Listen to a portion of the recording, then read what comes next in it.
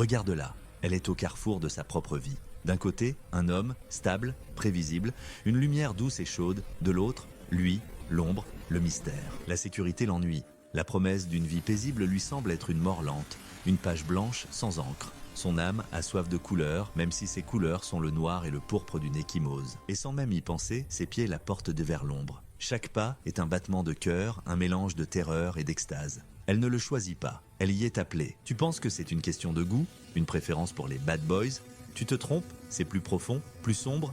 C'est une loi non écrite, gravée dans son système nerveux. Nous l'appellerons la loi du chaos. Ce n'est pas un choix, c'est une programmation. Pour comprendre cette loi, il faut retourner en arrière, loin en arrière, dans la chambre d'une petite fille qui a appris que l'amour et la tempête étaient une seule et même chose. Son monde n'était pas un havre de paix, c'était un champ de mines émotionnelles. Les jours de calme étaient les plus angoissants, car ils précédaient toujours l'explosion. Le père ou la mère était le dieu du chaos, imprévisible.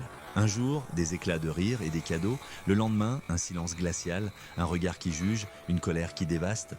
L'enfant n'a pas appris l'amour stable. Elle a appris l'amour intermittent, la récompense aléatoire. C'est le mécanisme le plus puissant pour créer une addiction. Son système nerveux s'est câblé non pas pour rechercher la sécurité, mais pour la survivre. Il a appris à anticiper la prochaine crise, à trouver une étrange familiarité dans la tension. Le calme n'est pas la paix. Pour elle, le calme est le silence assourdissant avant l'impact. C'est un vide.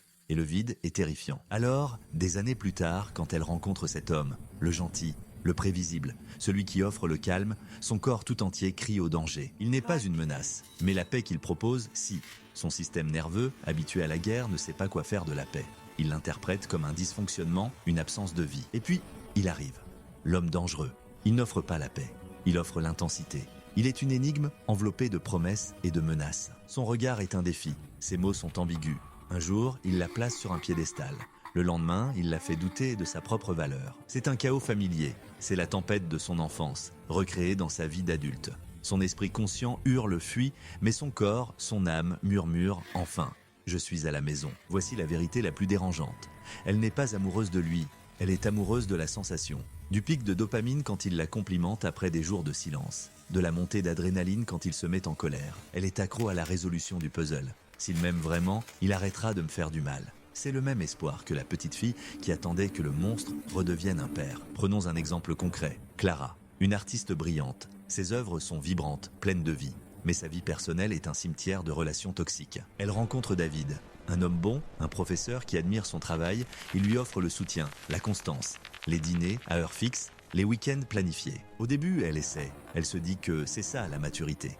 Mais chaque jour passé avec lui est comme une note de musique tenue trop longtemps. Le son devient une torture. L'ennui la ronge de l'intérieur. Puis, elle rencontre Julien, un musicien. Toujours fauché, toujours en crise. Il vit dans l'instant un tourbillon de passion et de drame. Il oublie ses rendez-vous, disparaît pendant 3 jours, puis réapparaît avec un poème écrit pour elle et des yeux qui implorent le pardon. David lui offrait un jardin, Julien lui offre une forêt en feu. Et elle choisit le feu, parce que le feu, au moins, elle le connaît. Elle sait comment danser entre les flammes. Elle a appris ça toute petite. Le silence du jardin, lui, est un territoire inconnu et hostile. Clara quitte David. Elle plonge dans le chaos de Julien. Les hauts sont incroyablement hauts, les bas sont des abîmes de désespoir. Elle crée ses plus belles œuvres dans cet état. Elle se sent vivante. Mais ce n'est pas la vie, c'est un état de survie glorifié. C'est l'écho d'un traumatisme qui n'a jamais été guéri. Le déclencheur, le trigger psychologique n'est pas le danger lui-même, c'est l'intensité, l'imprévisibilité, le drame.